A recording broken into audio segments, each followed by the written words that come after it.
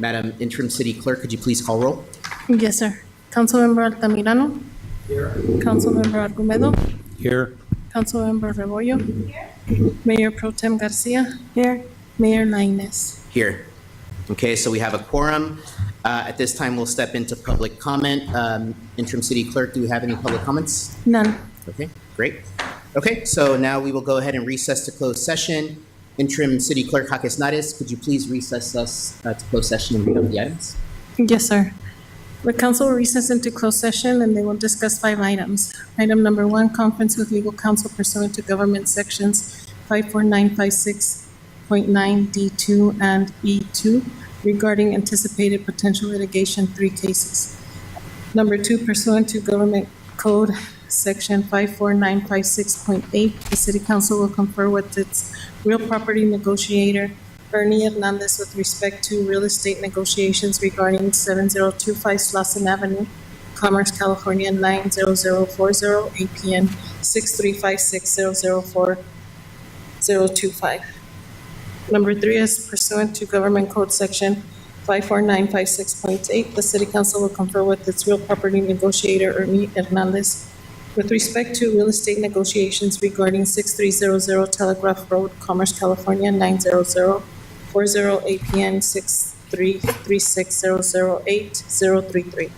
Pursuant to government code section 54957.6, the city council will confer with its labor negotiator, Ernie Hernandez, with respect to labor negotiations pertaining to the memoranda of understanding between the city and Transportation Department Employees Association on behalf of the transportation employees. B, the memorandum of understanding between the city and the City of Commerce Management employees. Last item is city council will conference regarding public employee recruitment, employment, appointment pursuant to government code section 54957B, employee title, city clerk. Okay, great. Thank you for reading out the items. And at this time, the City Council will recess to closed session.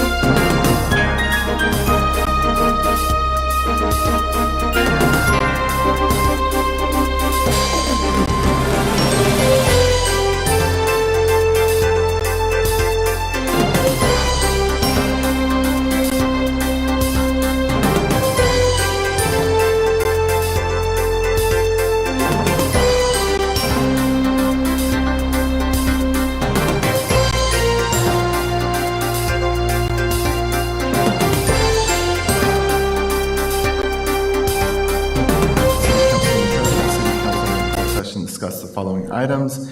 City Council discussed item number 1. Although there's 3 cases listed, only 1 case or anticipated case was discussed. City staff made a presentation. City Council provided direction. No final reportable action was taken. City Council discussed item number 2. City staff made a presentation. City Council provided direction. No final reportable action was taken. Item number 3 was discussed. City staff made a presentation. City Council provided direction. No final reportable action was taken. Item number 4, A and B were discussed in closed session. City staff made presentations. City Council provided direction. No final reportable action was taken. And item number 5 was discussed in closed session. City staff made a presentation. City staff made a presentation. Council provided direction. No final reportable action was taken. And that completes the report out of closed session. Thank you. Thank you for that, Mr. City Attorney. So at this time, I now call to order the May 26, 2026 concurrent joint meetings of the City Council, the City of Commerce, Joint Powers Financing Authority, and the governing body of the successor agency to the Commerce Community Development Commission. It is 6:25. Will the interim city clerk please call roll? Yes, sir. Councilmember Altamirano. Here. Councilmember Argumedo. Here. Councilmember Rebollo. Here. Mayor Pro Tem Garcia. Here. Mayor Lainez. Here. Thank you for that, interim city clerk. We do have a quorum. At this time, I invite the audience to please stand for the Pledge of Allegiance, which will be led by Library Director Sonia Bautista.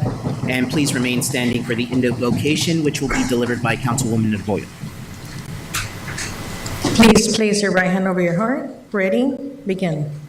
I pledge allegiance to the flag of the United States of America and to the republic for which it stands, one nation, under God, indivisible, with liberty and justice for all. Please remain standing and let us pray. Heavenly Father, we come before you tonight, acknowledging that you are the only Lord of our city and our nation. We thank you for the City of Commerce and for those entrusted to lead and serve this community. Please grant us wisdom, integrity, humility, and a genuine desire to seek the good of the people we represent. Give clarity in decisions, peace in disagreement, and a commitment to justice and truth. Lord, we confess that no human government can fully heal the brokenness of this world, and ultimately our hope is only in you. Guide tonight's meeting, protect the city, strengthen our families, and help us to love our neighbor. May all this be done here to promote the good of this community and honor you. In Jesus' name we pray. Amen.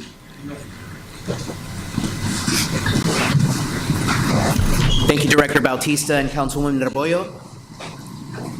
At this time, we'll move on to appearances and presentation. We have item 1, Honoring the Fallen, America's Freedom Tribute and Traveling Vietnam Wall Memorial Day Weekend Event.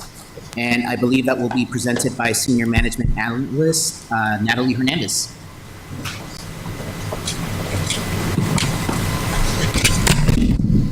Thank you.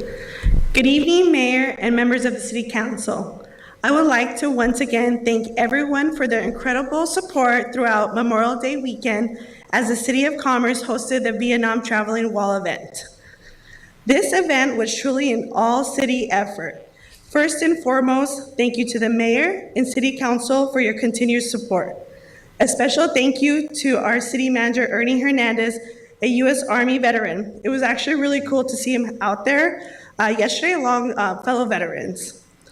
This was such a heartful and memorable experience for the city.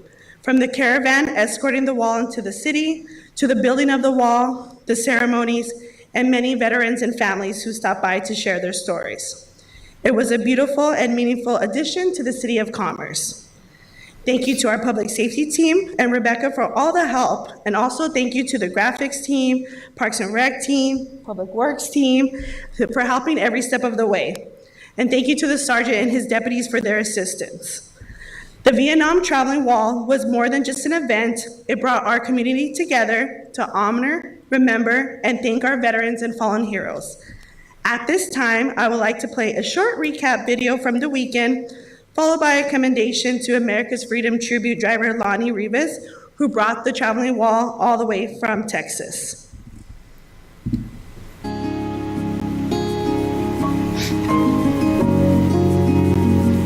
Today, I'm incredibly proud to welcome the Vietnam Memorial Wall in the City of Commerce.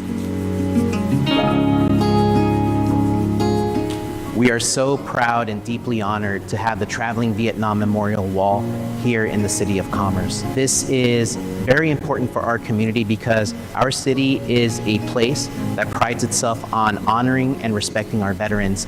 And by having the wall here on this Memorial Day weekend, it gives our community a space to visit and reflect and pay their respects to the brave men and women who lost their lives in the Vietnam War or went missing. For those in the community, please come and visit the wall and pay your respects. I think we pay tribute and we pay respect to all of those that did not make it home, but we also pay tribute and respect to all of those veterans that have served our country. I believe that these individuals have given a lot for this country. I'm very proud of all of our veterans, and I'm also very proud to be a parent of a United States Army Ranger who served in Afghanistan. Very, very proud of him and very glad that he made it home safely. I just think it's important to pay tribute and respect to all of our men and women in our armed forces. Hi, my name is Philip Mena, representing my brother Joseph Mena, who died in Vietnam. He was a resident and he was a proud Army veteran and served for 6 months in Vietnam before he passed. The Memorial Weekend of Commerce doing a great job recognizing the fallen soldiers and the veterans. It's very overwhelming to be here.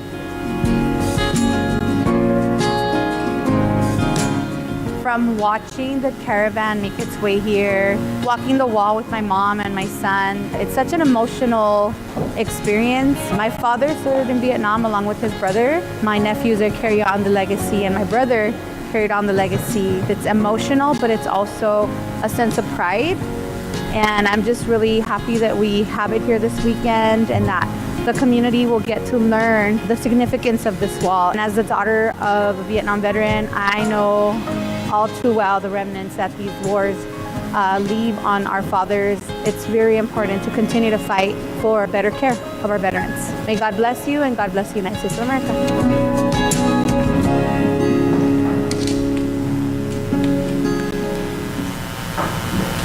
Thank you. Thank you for that, Natalie.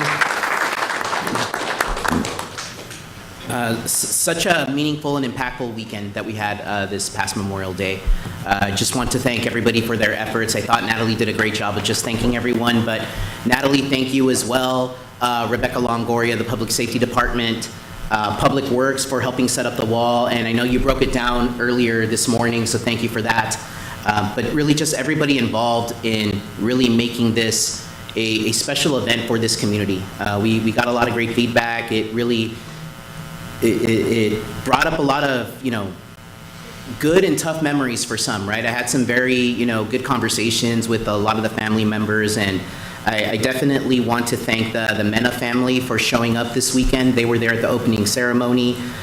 They were here all throughout the weekend, right? And so I got to know Philip and I got to know Joanna, and they shared stories about their brother, Joseph, right? So that was really special. So for those who don't know, right, in this community, we have 2 members that called Commerce home that are inscribed on the Vietnam Memorial Wall, and that's Corporal Mark Anthony Vasquez, United States Marine Corps, and Specialist Joseph Anel Mena, United States Army. So I want to thank them and their families for their heroic efforts and their sacrifices to fight for our freedoms and really preserve the way of life that we get to enjoy here in the United States of America.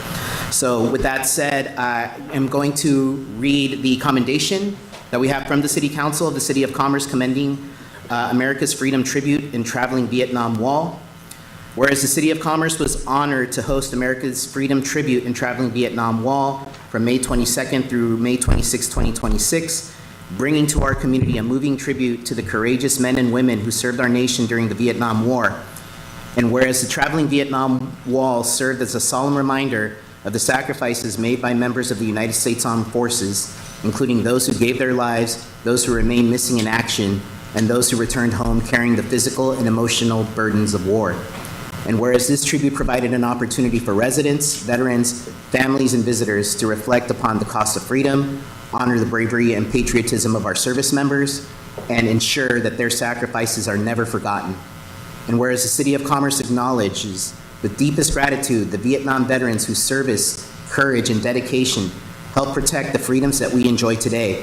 And further, we recognize the families whose unwavering support and sacrifice sustained them throughout their service.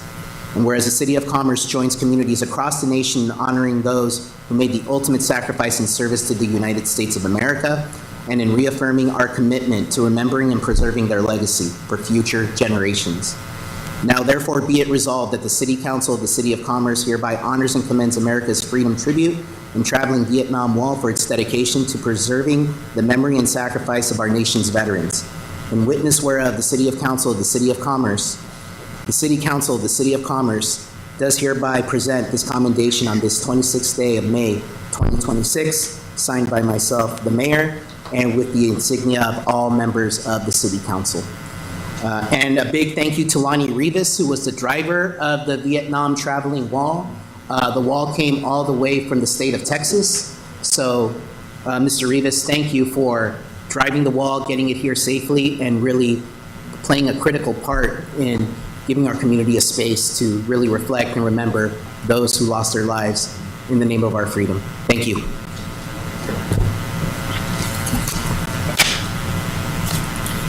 Okay, and so now we'll go ahead and move on to item number 2, which is the Big Four Summit recap video.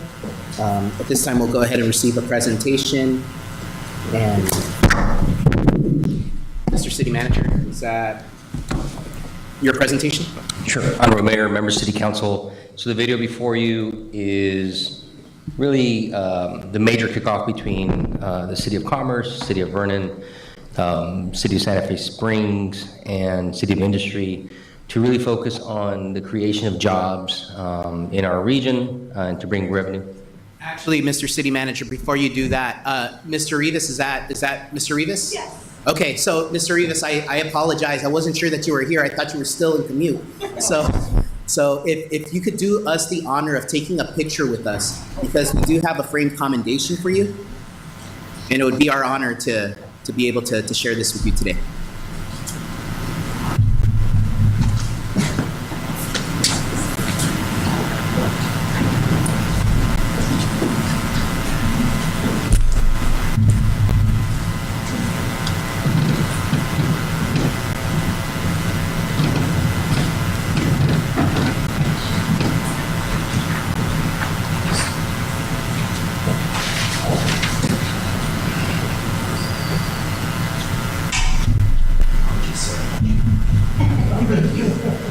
Please hold this.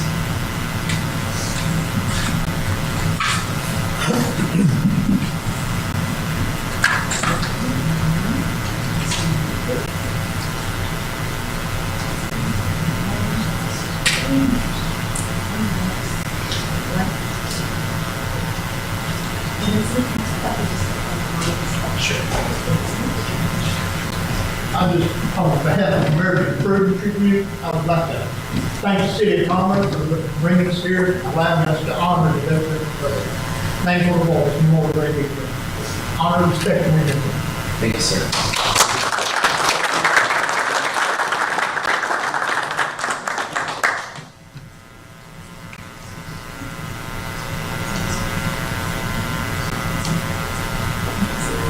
Thank you. Thank you, Mr. Rivas.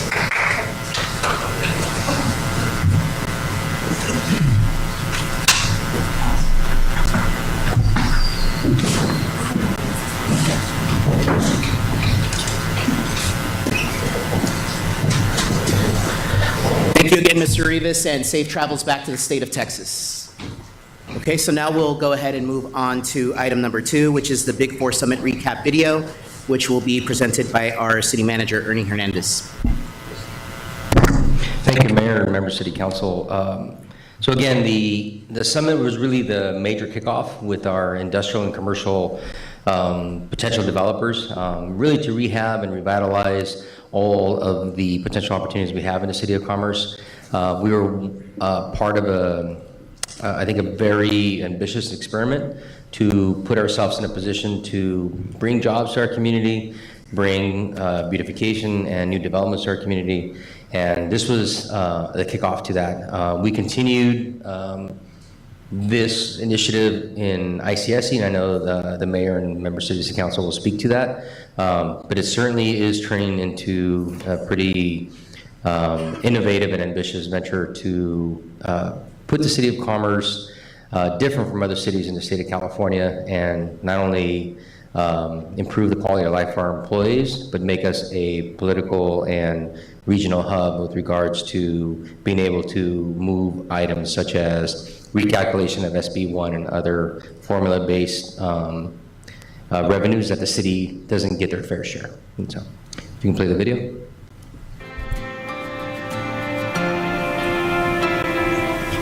Good morning, I'm Mayor Kevin Light, Santa Fe Springs, the city of Vernon, and the city of Industry. We want to tell businesses that, hey, we're open, we want you to come in, we want to bring in point of sale revenue, we want to create jobs for our community. There's a lot of people from the business community, and we're going to speak. A lot of them are actually stakeholders in the City of Commerce, so we can talk about how we could make their lives a little bit easier so that they can be successful in our city. Really excited and looking forward to it. The City Council, the City of Commerce is really focused on bringing new development to the city and taking advantage of our location and our low cost for businesses. Just recently, the City Council adopted a variety of incentive programs that we're going to offer these businesses today and in the future to come to Commerce and make Commerce a better place, not only for our business community, but for our residents.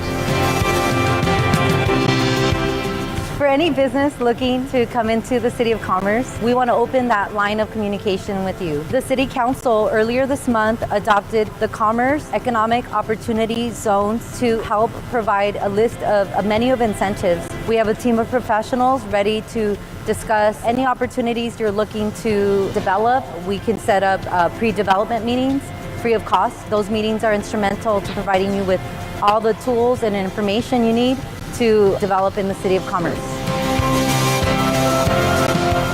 What we've learned about what a city can do and a municipality can do to attract more business is wide-ranging. From one standpoint, it is very important that the city cuts the distance of communication from the folks who are reviewing their application to the applicant. Another component that is very important is to communicate clearly and document this is what the city can do for you. And I think the last component that they can do to attract more business is to translate some of the land use, some of the permitting, and some of the business jargon that are very normal to the ears of maybe large corporations, but may not be as familiar to an individual business owner. And just facilitate that process, because a lot of the times, a lot of it is lost in complexity, and they may think this is too complex of a city for me to operate in. The City of Santa Fe Springs, along with the other 4 cities, City of Commerce, City of Vernon, City of Industry, we're all working together to ensure we collaborate as industrial cities, not just to attract business, but also retain business. We're able to offer low interest rate loans, sales tax incentives, quick plan checks. We're able to waive fees depending on the type of project you're building. And when businesses are here and they're thinking of leaving, we've got to figure out how to keep them here. And one of the things we do is make visits to the companies, make sure things are going good for them. There's a lot of opportunities for expansion if they need to expand. What are the things that we can do to help them, whether it's expedite permits, their entitlement processes, or waive certain things that may be obstacles for them to grow. And most importantly, it's really the relationship too, is making sure that these businesses know that we care about them and we're really interested in their success here in our city. The city was well supported along with the other cities of Santa Fe Springs, City of Industry, and the City of Vernon. It was very well represented. There was a lot of great collaboration. Chamber, along with the Cal Water and all the businesses in Commerce, support the city. The city is active in the community. Commerce is a great location. The mayor, the city council, the city staff, the city manager are all very active. We meet with them routinely and we partner with them on numerous items within the city, whether it's something related to the business, something related to assisting with the community members at some of the local events. We're happy to be that partner. We wish them the best in that venture, but we also are appreciative of the relationship that we have. Thank you on behalf of the Chamber, Cal Water, and the businesses here. We wish Commerce best.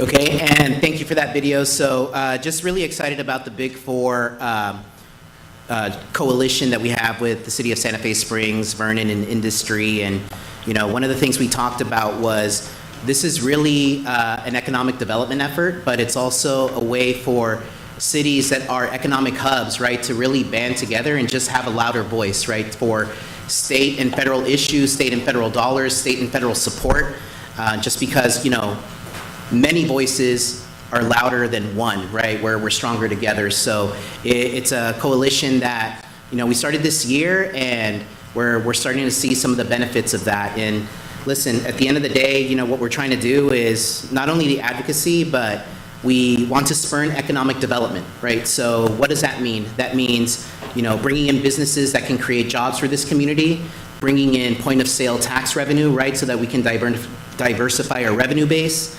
But we also want to increase tenancy, and we want to reduce blight, right?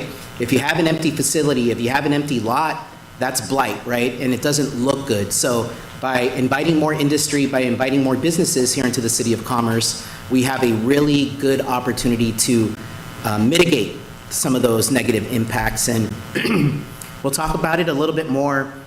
I'll talk about it a little bit more in my council reports, but we had ICSC about a week and a half ago, and with the help of Deodate and North Star, who really are the organizations that help facilitate the Big Four coalition, you know, there are a couple of real opportunities for development on Washington, right? This isn't just about industrial use, it's about retail, restaurants, amenities, things that, you know, will provide some recreational value to the community along with jobs and tax revenue. So it's not just about the industrial, it's also about the commercial, the retail, the restaurants, and the amenities, the recreational opportunities that we can bring into the city, because from a geographic standpoint, from our location standpoint, we're very central, right? And we're very well positioned to bring in some of those amenities here into the city. So really excited about the opportunities that are coming up, and really want to, you know, thank our city manager, Ernie Hernandez, director Jessica Serrano, senior management analyst Giselle Delgado for attending the Big Four Summit. I actually could not attend the whole thing because we had Student Leadership Day that day, right? So kind of did half here, half there, but it was a good effort. And, you know, I know my colleagues were kind of asking, and, you know, they've been participant and active and kind of figuring out, you know, how this could benefit us. So anyhow, thanks for the presentation, Ernie, really appreciate it. And we'll move on to the next item.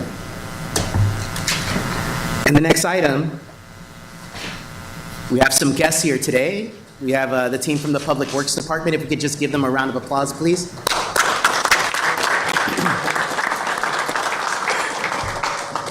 So we have a National Public Works video that will be presented by Public Works Supervisor Anthony Delgado. Good evening, Mayor, members of the City Council, City Manager, fellow staff, and members of the community. My name is Anthony Delgado, and I am honored to stand before you tonight as Public Works Supervisor for the City of Commerce Public Works Department. As we celebrate National Public Works Week and this year's theme, Rooted in Service, Powered by Community, I would like to recognize the dedicated men and women of Public Works who work tirelessly behind the scenes every single day to keep our city safe, clean, and operating efficiently. Public Works is often the unseen foundation of a community. Our teams help maintain more than 210 miles of streets throughout the city, oversee dozens of traffic signals, maintain thousands of road signs, respond during emergencies and flooding events, care for our parks and public facilities, and ensure residents can safely travel throughout our neighborhoods each day. These essential services are carried out early in the morning, late in the evening, on weekends, and during emergencies, often without recognition, but always with dedication and pride.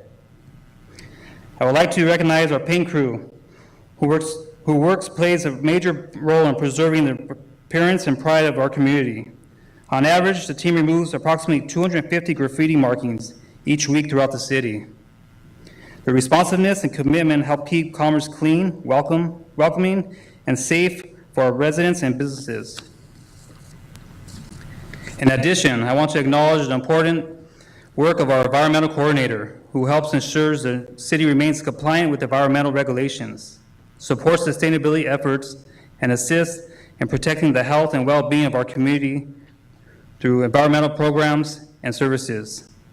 This week is an opportunity to recognize the hard work and dedication of every division within our department, including our streets, tree maintenance crews, paint team, park maintenance staff, building maintenance, and custodial teams, engineering staff, environmental services, administrative personnel, and all those who contribute daily serving our community. I would also like to thank our Public Works Director, Shahid Abbas, for his leadership and continued support of our department and staff. It is truly an honor to serve the City of Commerce alongside such dedicated professionals. I am grateful for the opportunity to continue growing within the department and to continue serving our residents with pride and commitment. On behalf of the Public Works Department, thank you to the City Council and City leadership for your continued support and recognition during National Public Works Week. Thank you. We're going to follow up with a video. Who keeps the city running every day?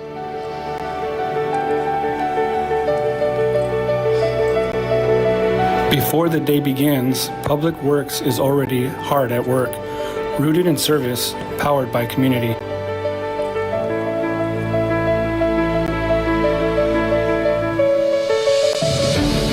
We serve our residents by creating clean and welcoming spaces every day.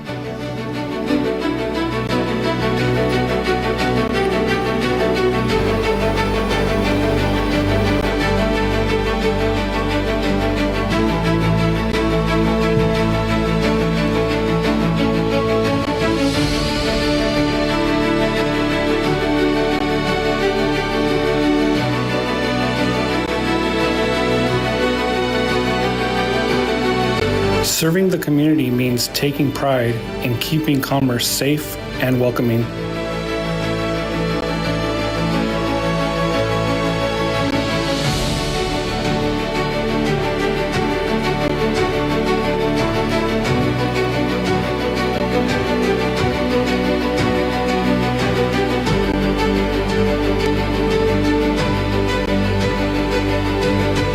Our work helps plan for the future of the community.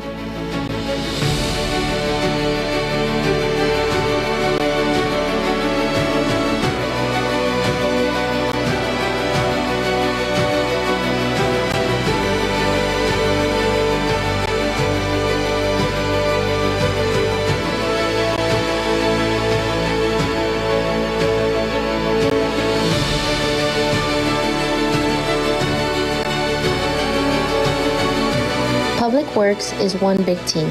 Every division supports one another. From streets and parks to facilities and infrastructure, Public Works keeps our community moving every day. This National Public Works Week, we thank the dedicated team rooted in service and powered by community. Happy Public Works Week!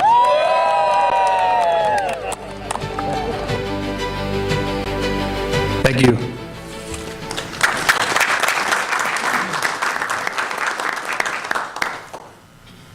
Thank you, Anthony, for the presentation. Wonderful video that was created. Listen, on behalf of the City Council and the entire community, just thank you all, Public Works.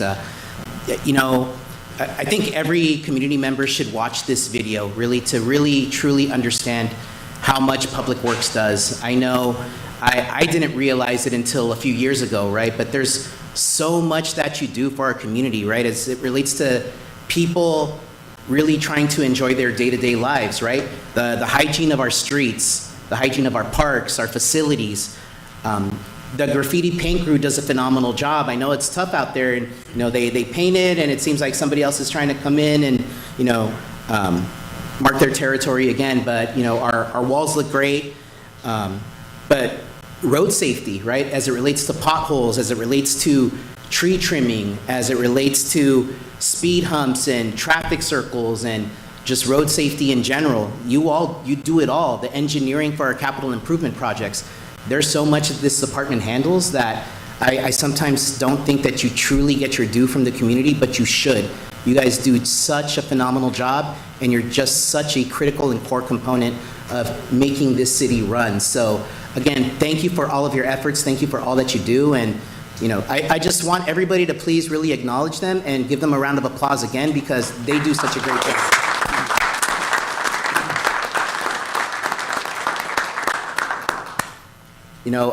Somebody asked me yesterday at the Memorial Day ceremony at Park Lawn, hey, they told me the tree on my parkway is getting really big and my sidewalk is coming up, right? And this is on email, by the way, right? And they're like, who should I call? You know what I said? I said Public Works, right? They get it done. And so, and more often than not, when somebody asks me about, hey, I really need this done or I really need help with this, it's a Public Works item. So again, thank you again for everything that you do. Much appreciated. Okay, so now we'll go ahead and move on to public comment.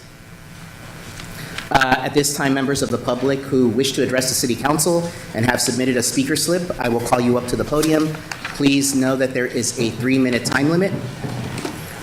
And I will call the first person that I have here, and that is Ms. Leslie Navarro.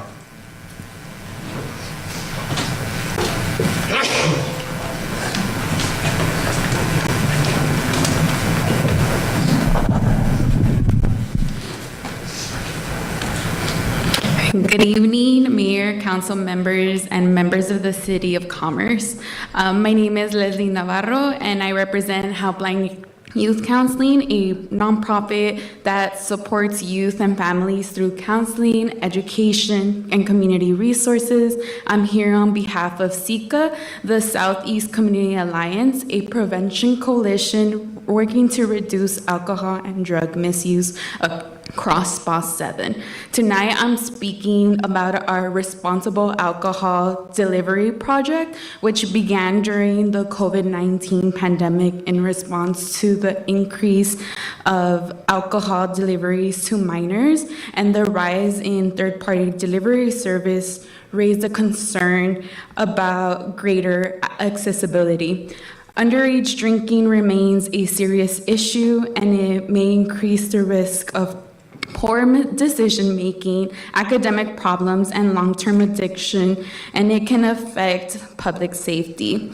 Between 2019 and 2024, Commerce had 1,615 traffic collisions. Alcohol was involved in 138 of those crashes, resulting in 11 deaths.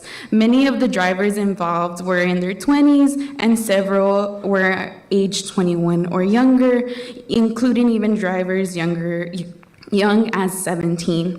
Our coalition partners with local liquor stores to provide free signage and materials to emphasize ID checks by employees or delivery drivers.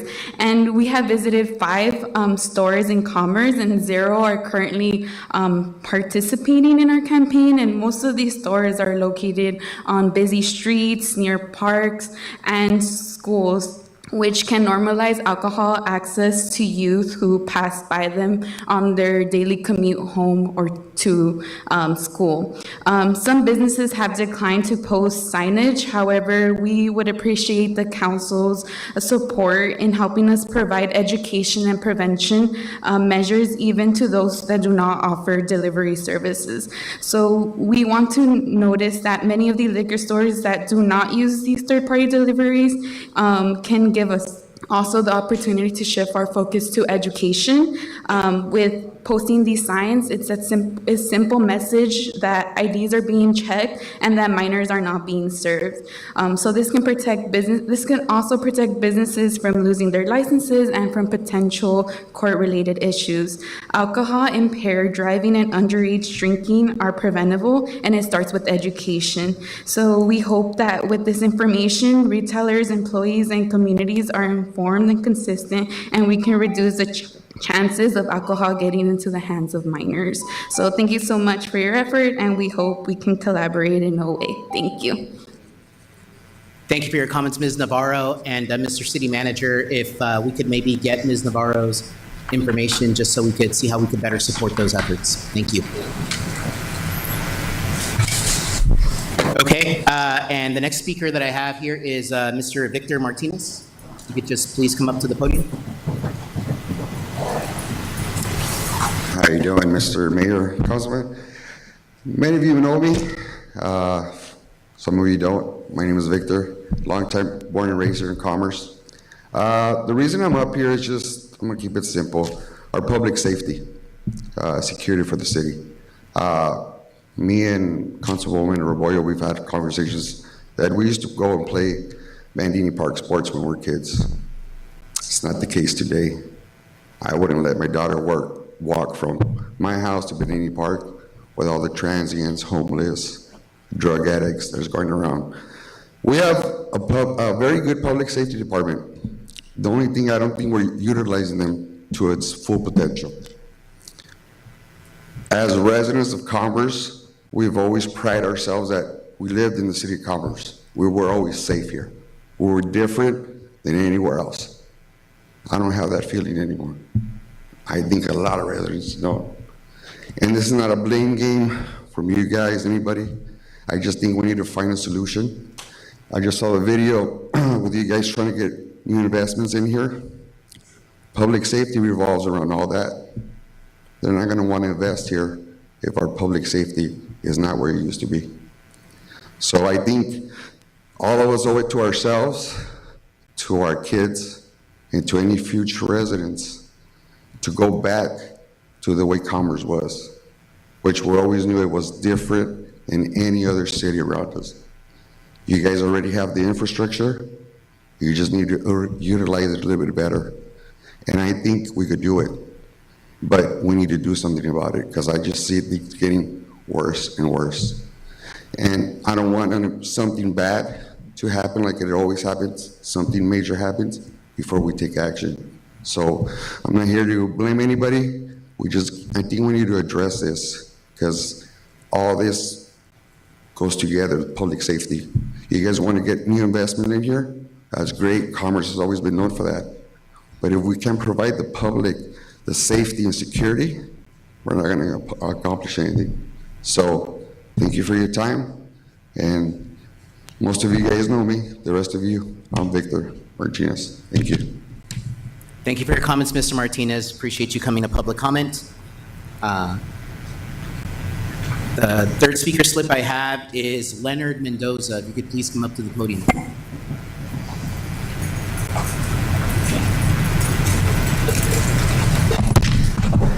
Good evening, City Council. I'm here to speak about a Commerce post that I put on Facebook today. Basically, myself, Mayor Lila Leon, and Jaime Valencia have been getting numerous calls from residents, even some of your supporters. And the number one concern for the election coming up in November 2nd, 2026, is that Councilmember Ivan Altamirano is considering running again. The City of Commerce residents in 2011 passed the term limits. The term limits basically read, a council member is to serve a 3-4-year term. Second part of the term limit was a council member is not to serve more than 12 years. Well, LA County Registrar's Office has moved elections several times, and what they've done is they added time to the council members that are in office. Now, by the time November 2nd, 2026 comes around, Councilmember Ivan Altamirano would have already served 14 years and 8 months, which is extremely above the 12 years that the term limits was voted on. Now, what we're hearing is that City Attorney Noel Tapia is finding loopholes to allow you to run. The reason why the residents of Commerce voted term limits is because we did not want career politicians. We have one sitting there that's been in office for 30 years, and this is exactly what we're trying to prevent. Thomas Jefferson wrote, if an elected position becomes a career, that's when the corruption begins. All we see coming from the city council is hidden agendas, special meetings. You guys are the only ones that know where all the money's going. Ivan Altamirano, you have costed our residents tens of millions of dollars with your irresponsible decisions and votes. You voted and created a line that goes to downtown LA, picks up customers for the city to outlet stores. We, the residents of Commerce, pay for it. You brought in the idea of bringing in a substation that protects the city, the outlet stores. We are not being protected because you're paying to protect Steve Craig millions and millions of dollars. Now, you voted to bring Edgar Cisneros. Edgar Cisneros took bribes, got indicted by the FBI. You voted to bring in all his cannabis industries. The big one is those parking lots. Those parking lots, you were aware with your majority of council that those parking lots were being rented for $1,000 a month. Our residents lost $15 million in revenue. Mr. Mendoza, you could Again, conclude. I'm almost done, Mayor. Give me 10 seconds. Again, the City of Commerce cannot afford to have you in council for 4 more years. Thank you and have a good evening.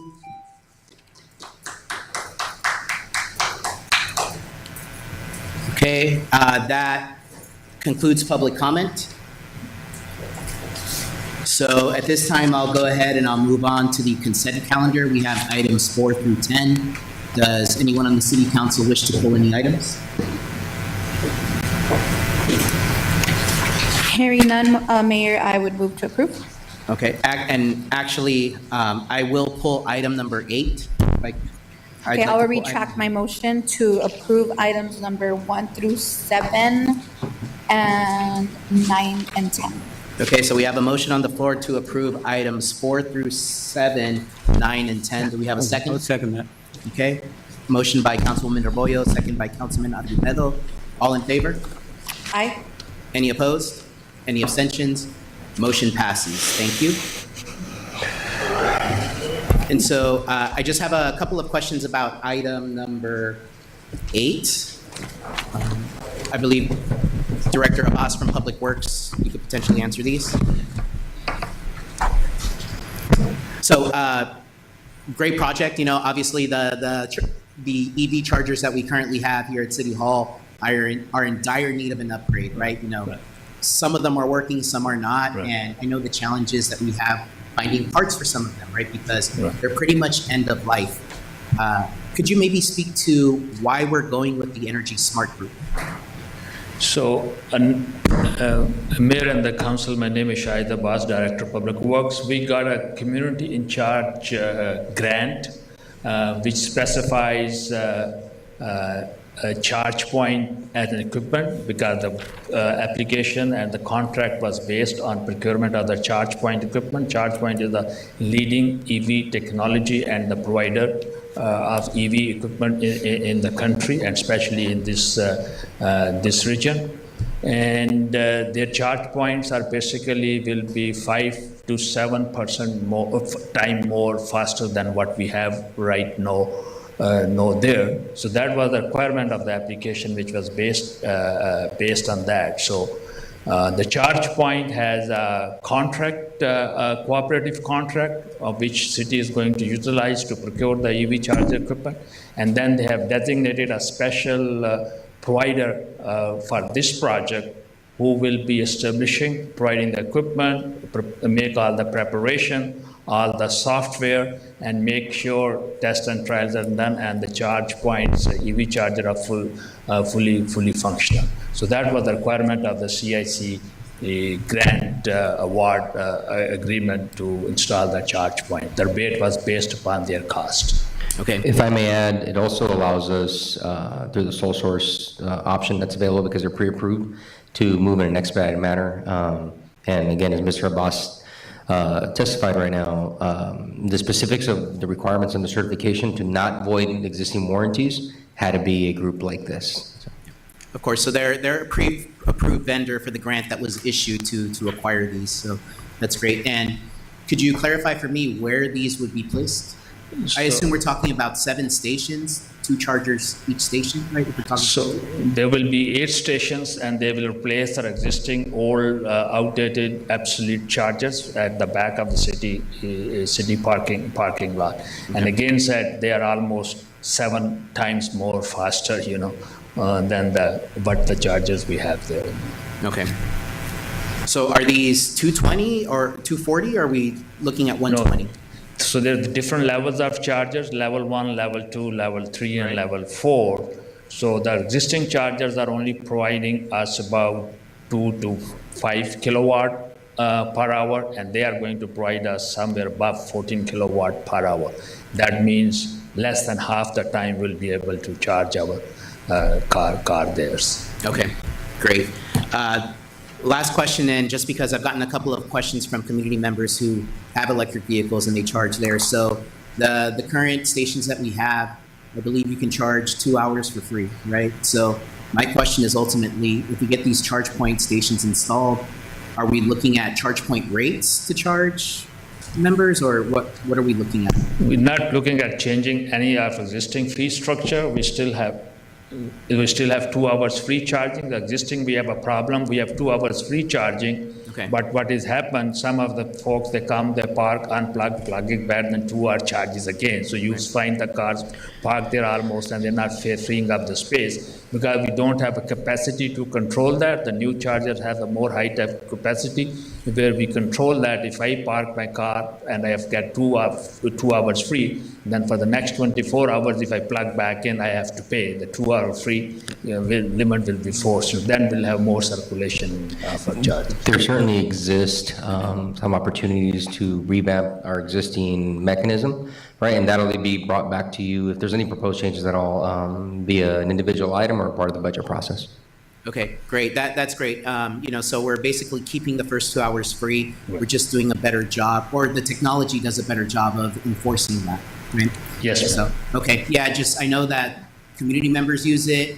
I know employees use the chargers, right? And so I just wanted to make sure that we were just keeping in line with our existing fee schedule or fee structure. So those were my questions. I don't know if the council has any questions.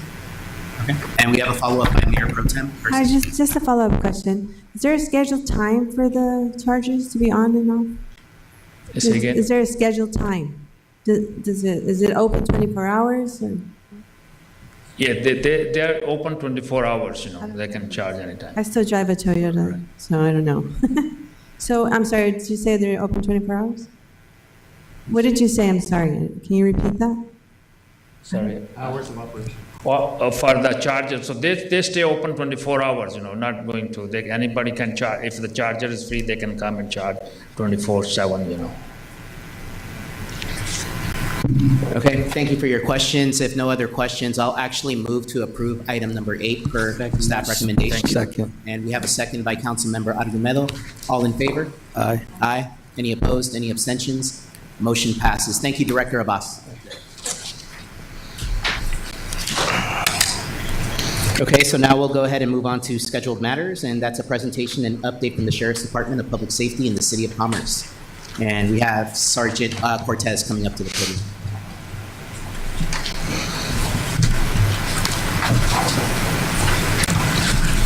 Good evening, Mayor, fellow council members. This presentation is a follow-up from the presentation from 2 weeks ago, where I presented that reportedly crime has significantly dropped in the City of Commerce. So in this presentation is the arrest dispositions, the second presentation pretty much every month. And what does that mean? There's basically the outcomes of the arrests that do take place. The reflection is that crime reportedly down, and I recognize less arrest. Now, there is a understanding that we had expect that, but you'll see that there is somewhat of a big difference where there's a lot less arrests that are occurring, and something that we'll be working on. For the month of April 2026, there was 32 arrests versus 96 from April of last year. That's a drop of 67% in arrests. That is broken down into 4 parts: cases the DA office accepted, cases not submitted to the DA's office, cases the DA office declined, and juvenile cases. As you can see on the board, the DA accepted 11 of the 32 cases. Compared to 2025, that's down 74%. Cases not submitted was 2 versus 28 from April 2025, that's down 93%. That is a good number. We want more of our cases submitted to the DA's office. 17 cases were declined by the DA's office in April 2026. That's down 29%. That's also a good number. We want the DA to not be declining the cases we submit. And in juvenile cases, 2 cases were accepted from one of April 2025, up 100%.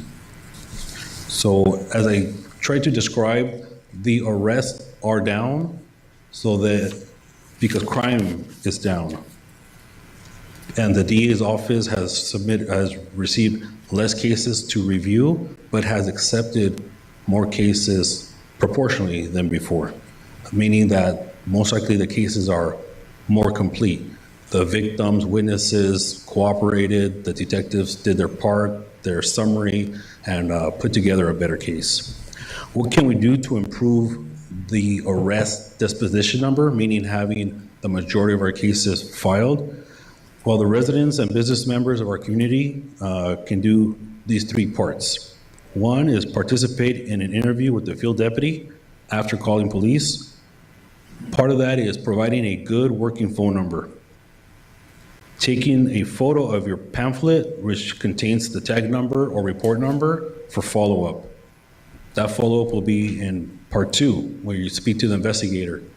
If for some reason the investigator hasn't reached out to you and your matter is urgent, call the station at the dispatch number and request to speak with a Detective Bureau secretary or a supervisor who can tell you who is assigned to your case. When you make that phone call for our community members viewing on live stream, you want to get that detective's name. So you can say a phrase such as, "Please read me the detective's name before you forward my call to their phone line."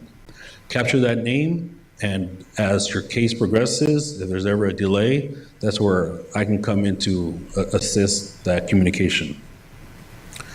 Soon, here at the City Public Safety Division's office, we're going to create a slip. Public Safety Division member, Rebecca Longoria-Morosky, she's going to put together a slip. It's going to be very simple. It'll have the community member's name, the date and time, tag number, and/or report number. That'll get given to me, and within about 3 days, I'll be able to respond with the investigator who's assigned to their case. That is if it's a non-emergent or non-urgent matter. The third part to this is responding to these court subpoenas. Once this case gets filed, the community member will receive a court subpoena. It's very important to cooperate with the interview with the district attorney's office and ultimately testify. This is the final time I'll present the public safety card. Ms. Natalie Hernandez, she put together this safety card, which lists a step-by-step list procedures to effectively request non-emergent service. It also has how to receive follow-up from an investigator and phrases to communicate with the East Los Angeles Sheriff's Dispatch for improved service. This does not substitute emergencies. In an emergency, dial 911. For all other matters, call the dispatch number, put it on your phone, save it. It's 323-264-4151. This action alone, in regards to having the community members calling the dispatch center for service, is what also helps decrease the number of crime that's occurring in regards to police coming out to the community, coming into the neighborhoods, as many residents have requested in the neighborhood watch meetings versus just on the surface streets, because the residents are calling in to the areas where they see concern. The deputies make their way over, and ultimately, in the last 90 days or so, it has reflected where crime has reduced in the City of Commerce. Thank you. Is there any questions? Thank you for your presentation, Sergeant. Does the City Council have any questions? Just a quick follow-up, Sarge. Thank you for your presentation. Appreciate all of the information that you're sharing with us and the great work you guys are doing up there. I'm curious as to the number of the DA retakes, basically, and that going down evidently. Is that in part due to the change in obviously, the DA, district attorney himself? Do you view that as part of the issue? And also part of what you alluded to already, which is better, preparing the cases before they go to the DA. Obviously, you got to have, good evidence and whatnot to be able to pursue a case.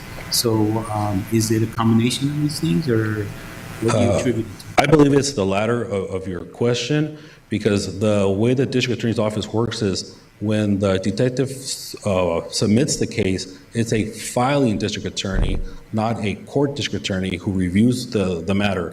If the package is complete, then he or she has the authority to submit the case for a court deputy district attorney to take the matter. If not, they reject it with the ability for follow-up, meaning for the detective to fill in any blanks. Usually, often there's notes and saying, hey, if you have this or you bring me this, then I'll reconsider filing. At times, it's just a flat, hey, it's not here, and it's not able to be proven beyond a reasonable doubt. And that's something that most detectives communicate with the community members. But yes, I believe in sharing of the three parts where, calling for police, step one, we had prepared from months ago. And now we moved into what do we do when we call police? We don't just stay behind the phone. You can be anonymous. You don't have to come out to the field, but you have to have that communication. And you have to be willing to provide the field deputy information so that at a later time, when it's more convenient for the victim or witness to feel comfortable with the detective, where they can meet at the station, they can meet somewhere here in the city's property, the substation at Citadel, or the person's home or work at their convenience when they feel safe. When we couple all these methods, then it leads us to a complete package that the detective submits to the district attorney, where it shows that we've had less rejections, less declinations. Thank you for your response, Sarge. Appreciate it. Yes, sir. Okay, thank you, Councilman. Great question. Councilwoman Arboyo. Just very, very brief. We're ending May. We're going into June. July is right around the corner. I wanted to know if you can just really update us on what the plan is for 4th of July. I mean, we're hearing it already. I think we hear the fireworks year-round, but we're starting to hear it almost every day now. So I know that we really beefed up our ordinance, right? So I want to make sure that we're implementing it, that we're giving citations. So just really, I don't want us to wait till the last minute to put something together. So if we can have just maybe a meeting in regards to that. I want to hear what your plan of action is going to look like for going into 4th of July. Okay. Thank you. Thank you, Councilwoman. Great point. Sergeant Cortez, thank you, and thank you for your team for being here this weekend, right, to support the Traveling Vietnam Wall and the presence that you have in our community. I notice how you're approaching where your vehicles are stationed, right, and how we deploy, right, and I see you at the parks and I see you at different locations now, so that's very much appreciated. A couple of things. One, I just want to mention that I think a focus should really be the alleyways behind Main Street, specifically the alleyways behind Washington Boulevard and the alleyways behind Atlantic Boulevard. I drive by and I see some things and I bring it up to our city manager or public safety department, but those are areas that I think we need to work on a little bit. So just so you're aware. The other thing is, you provide a lot of great information, so I'll work with staff, but I feel like we need to digitize it, centralize it, consolidate it somewhere. I just don't want it to get lost, like how you walk through, how to make a call and how to follow it up, and as it relates to subpoenas, the public safety card that you kind of, that was created and you brought in your presentation the last couple of times. I just want to make sure that we don't lose that, right? So that we're not having to reinvent wheels 2 years down the line, 3 years down the line. So I'll discuss it with staff. It is something that we as an organization, the city, should look to do. But I appreciate the information that you're giving. I just don't want it to get lost. So yes, sir. we'll work on that. But thank you for your presentation. Great update, and we look forward to the next report. Thank you. Thank you, Mayor.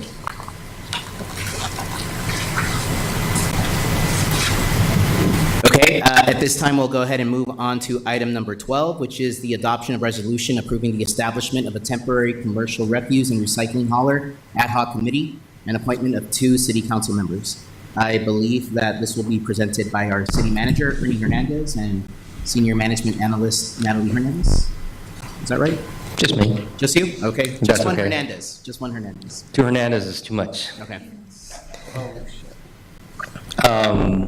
So before you tonight is a request from staff to appoint 2 members of your body to serve as an ad hoc committee. As you recall, on November 1st, 2018, not 2018, the City Council approved semi-exclusive agreements with 7 commercial refuse and recycling haulers. And in 2023, the city approved a First Amendment extending those agreements by 2 years.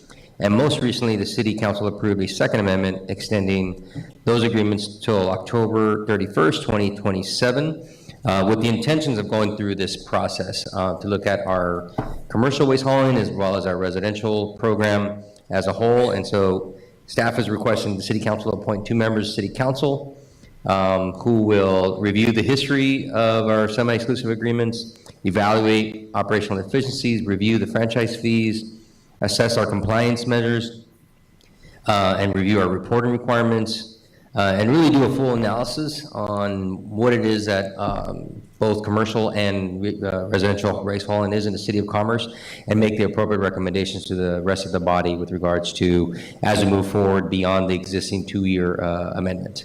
Part of that amendment, most recent amendment, we amended the franchise fees, and we also asked for much more reporting so that when we go through this process, you have some data and evidence with regards to how these haulers are performing and what's in the best interest of the residents and businesses in the City of Commerce. And so with that, I can answer any questions, but staff is recommending that 2 members of the City Council are appointed to the ad hoc committee.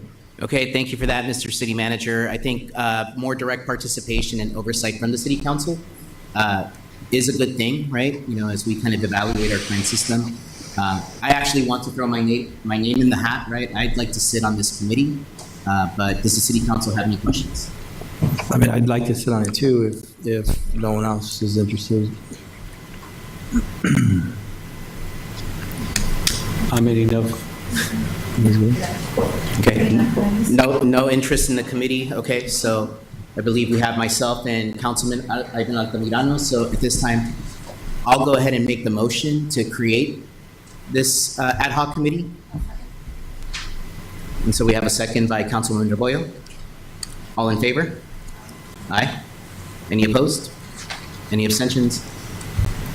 Motion passes.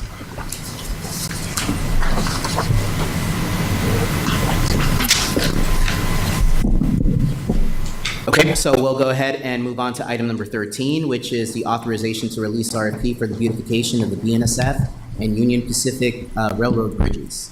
And we have Director Abbas from Public Works presenting today.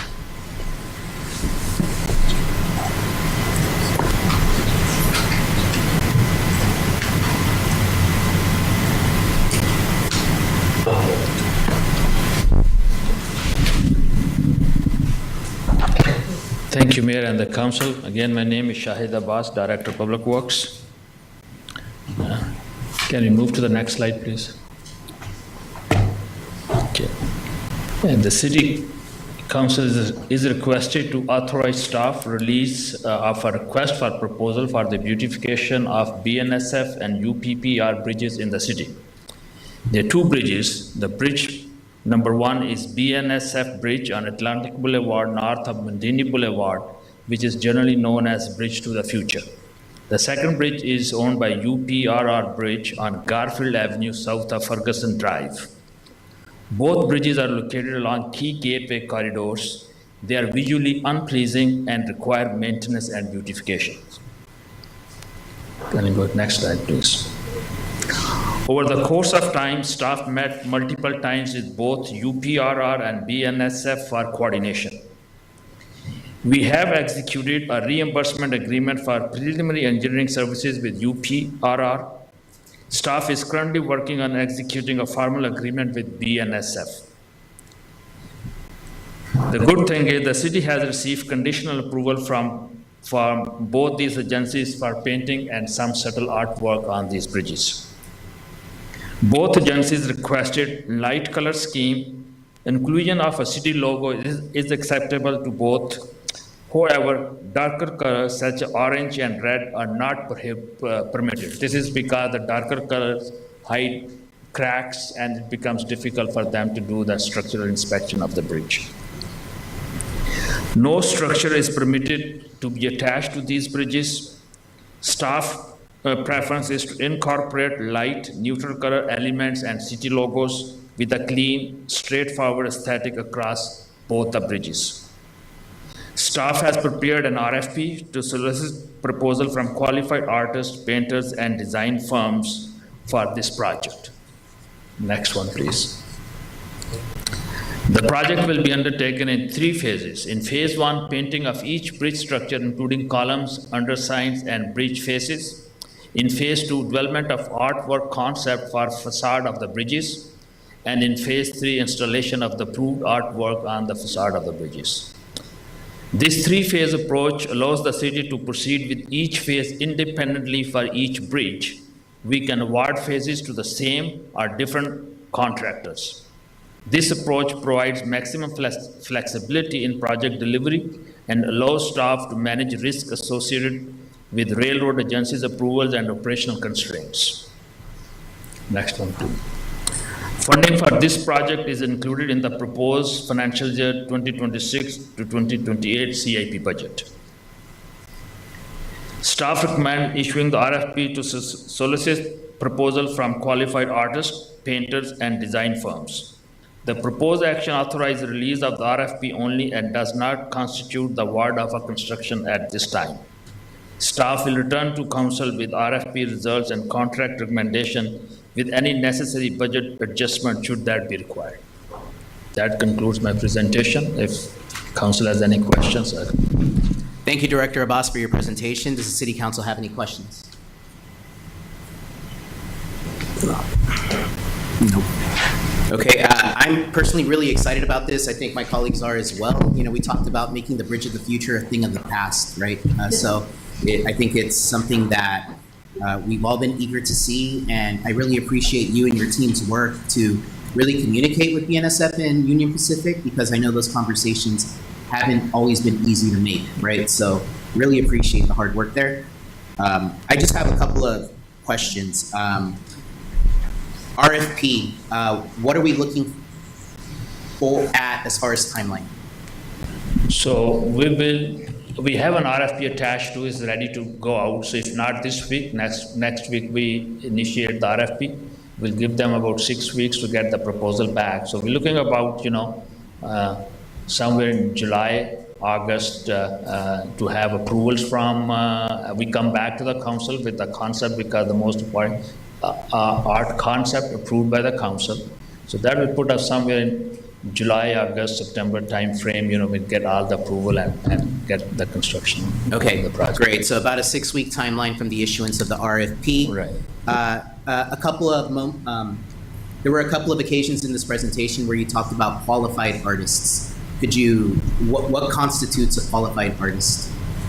So those artists which has already worked with the city, they have shown interest in this project. That was the whole intent, and then they have show similar work. Once they issue the RFP, they have to give us their experience, and they must have performed similar tasks elsewhere in the city or in the county. So if I may add, so there's no certifications per se, right? It's essentially the artwork that will ultimately be selected by the city council that can be applied to the bridge. There's a lot of limitations on what can go there, right, per the agreement we have with them. So it's one that aesthetically pleases city council, but just as important works for them. But essentially, any of the artists that we're currently using or those that we haven't used in the past that provide something that meets all the criteria for both parties is going to be considered. But there's no certification per se or anything like that. Okay, and thank you for that answer. Just because of the nature of the structures that we're talking about, bridges, I wasn't sure if there were any special certifications or things that were necessary for an artist to do that. I know there's some good artists that we work with that have done work here in the city. I think it should be an open process. So I think we should kind of expand our horizons, really open it up, see what we get, just to see, what a full assortment of options. So when we typically put our RFPs out on Planet Bids, right? Is that kind of what the process we're looking at? Yeah, that's true. Okay.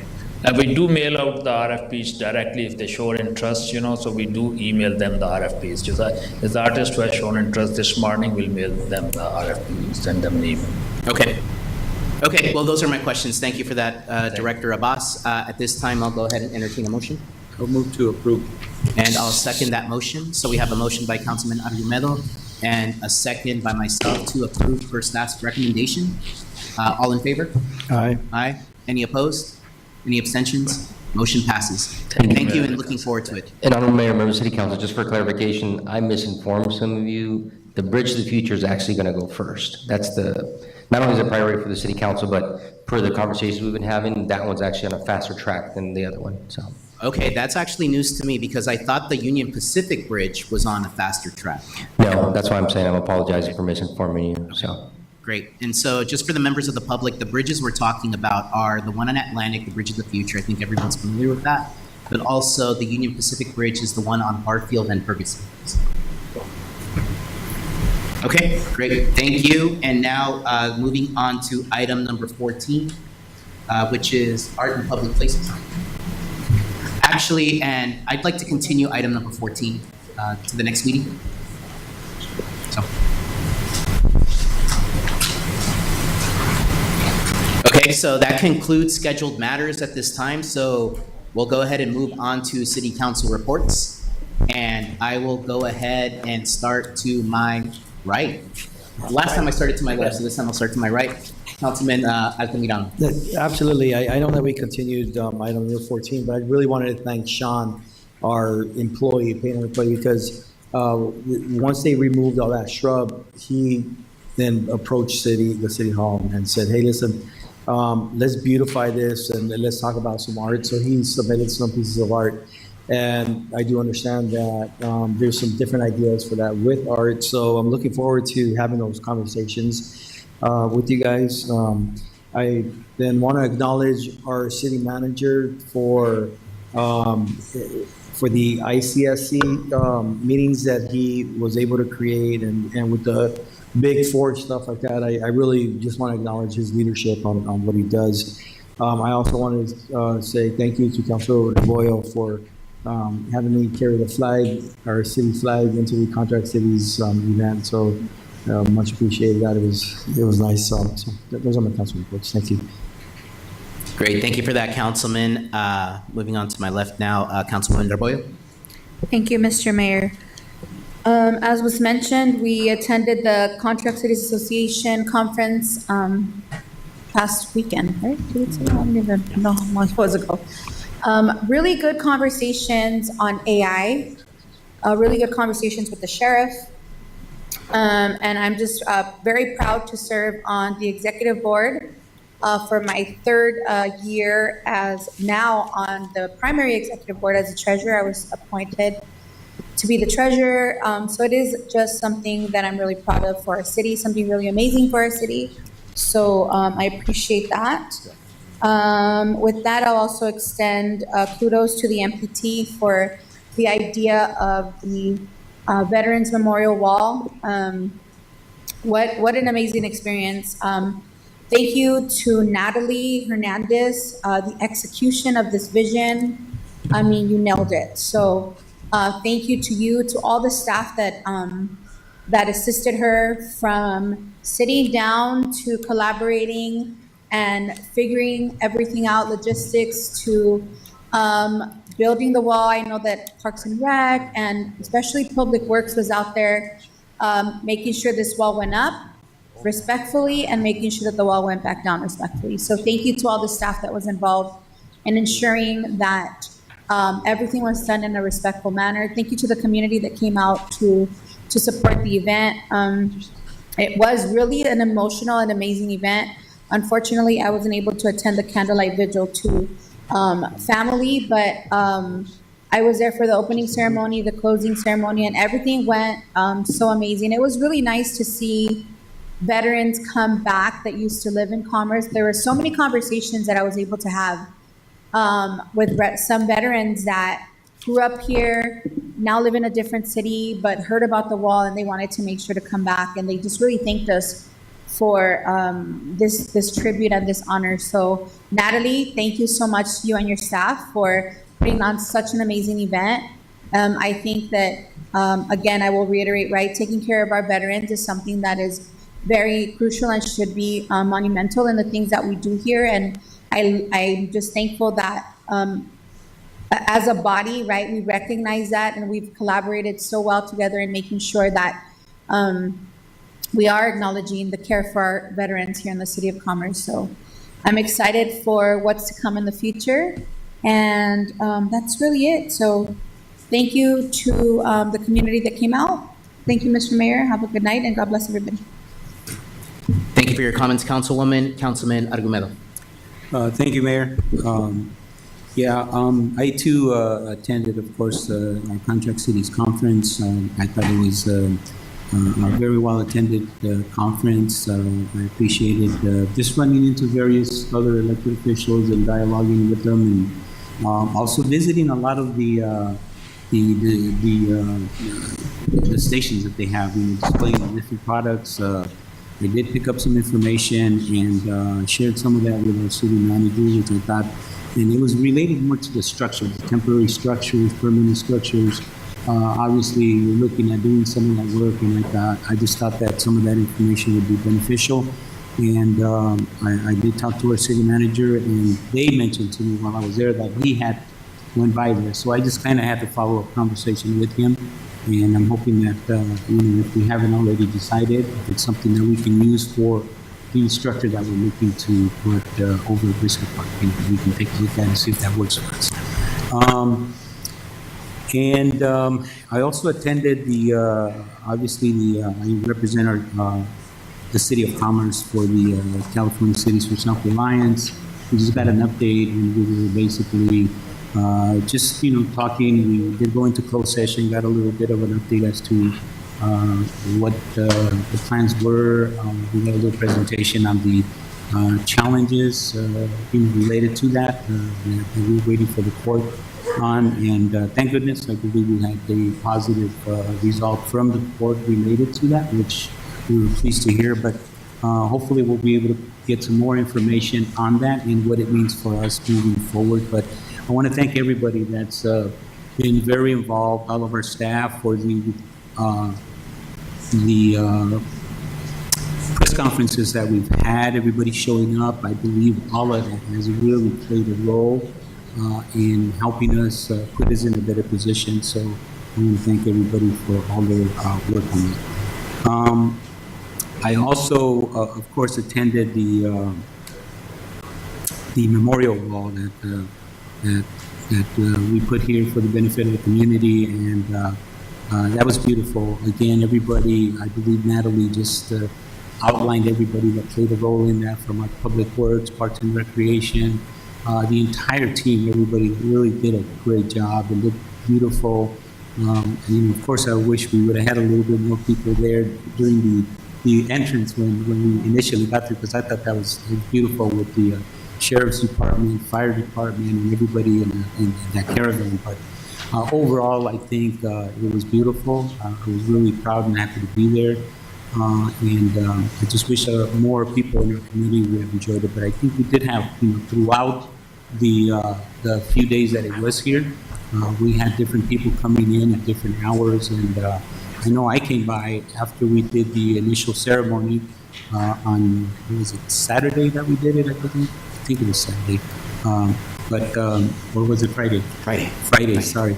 Yeah, so on Saturday, I came by and I was riding my bike around the community, and I stopped by and got some pictures, and I was seeing different people coming through at different times, just stopping by, and it was beautiful. I really enjoyed it. So again, thank you to everybody who played a big role in really doing an outstanding job. And today I attended our meeting. I also represent our city on the I-5 policy board. And That was a pretty routine matter, but we did get an update from our executive director related to the disposition of some properties that are they're going to be disposing of as they're moving forward to make some improvements on the 605 freeway.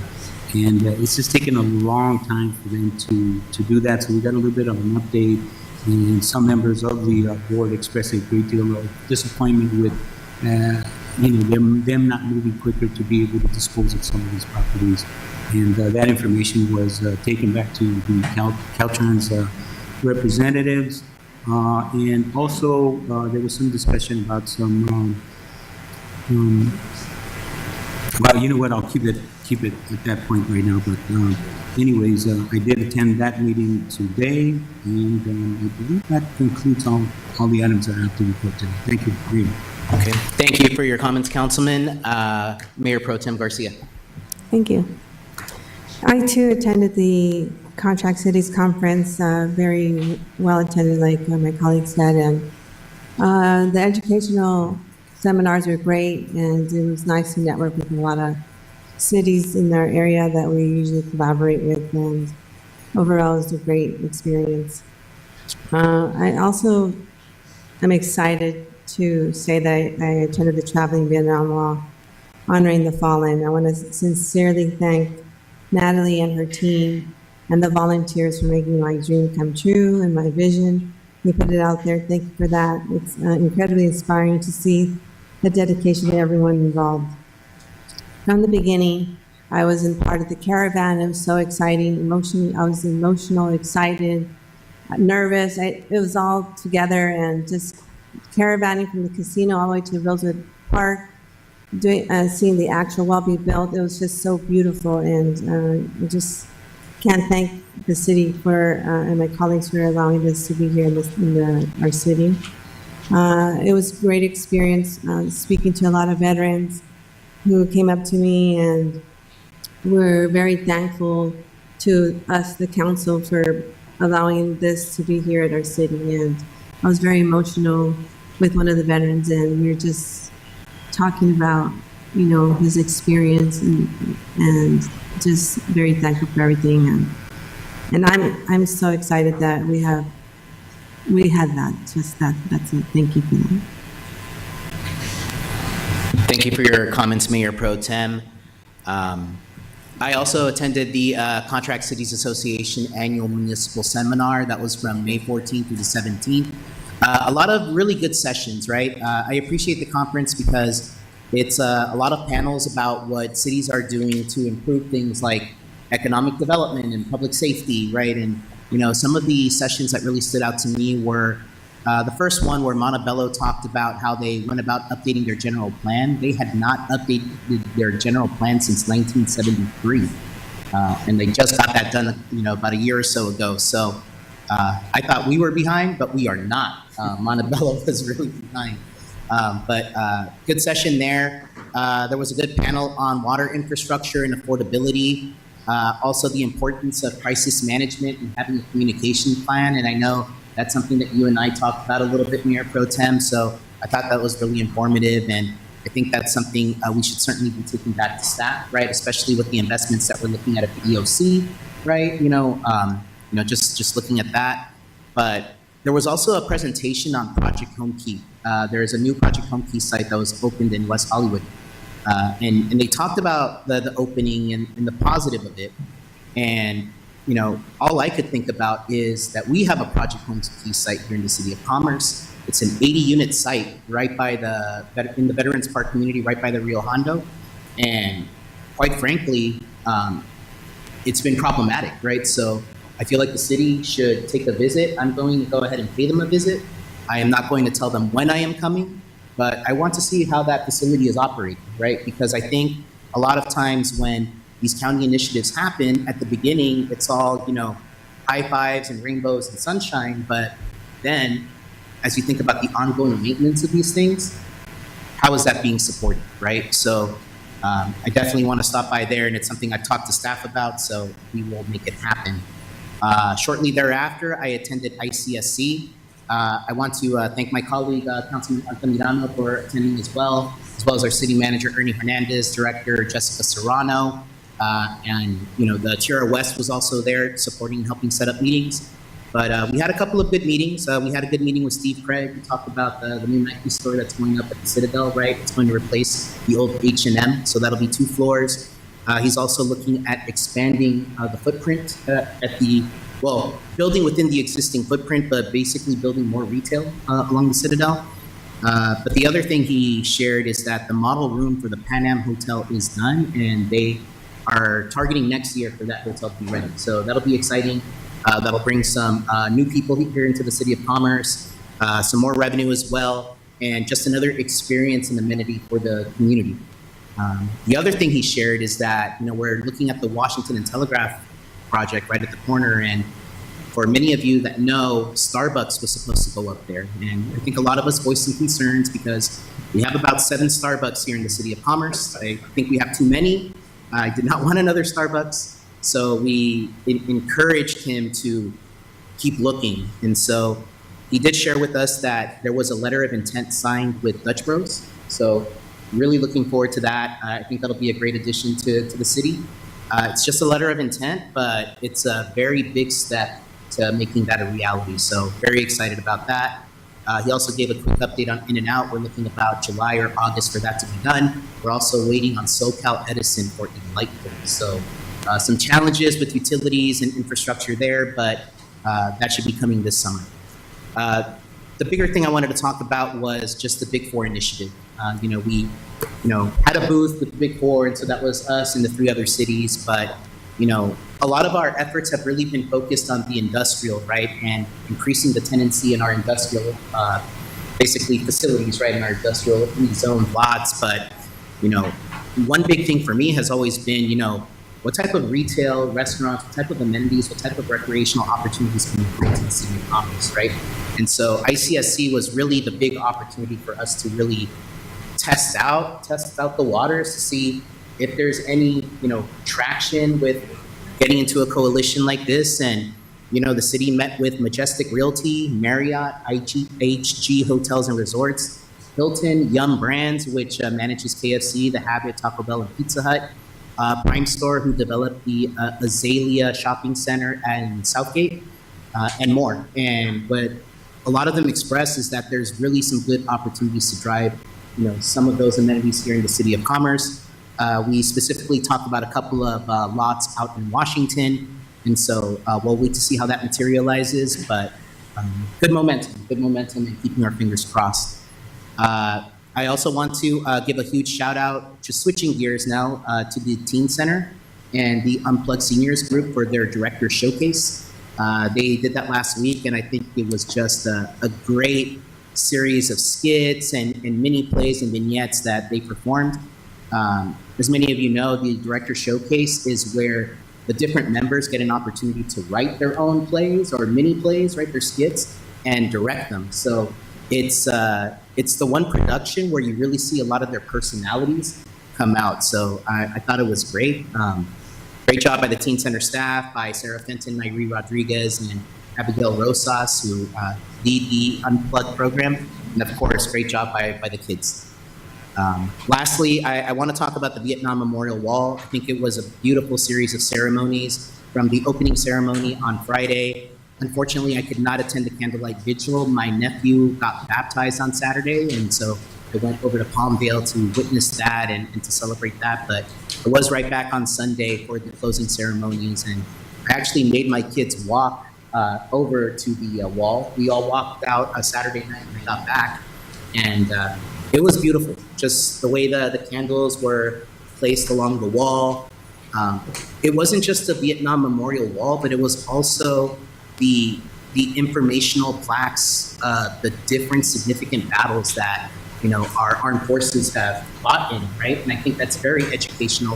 I think it's also very important for the younger generation to really know that, right? And to really understand that, the air we breathe, the ground that we walk on, the freedoms that we enjoy, people fought for that, right? It's not something that just happened, right? It's something that our veterans fought for and continue to fight for. And it's not always a given that we'll experience that tomorrow too, right? So I think our children, our younger generation need to know that. So throughout the weekend, I did see some kids walking through and looking through. And so I'm hopeful that the stories of our heroes, the stories of our legends will never die. And with that said, I would like to adjourn today's meeting in memory of two legends, two heroes, two brave souls who are inscribed on the Vietnam Memorial Wall. And that is Corporal Narc Anthony Vasquez, United States Marine Corps, and Specialist Joseph Anel Mena, United States Army. Thank you, and meeting adjourned.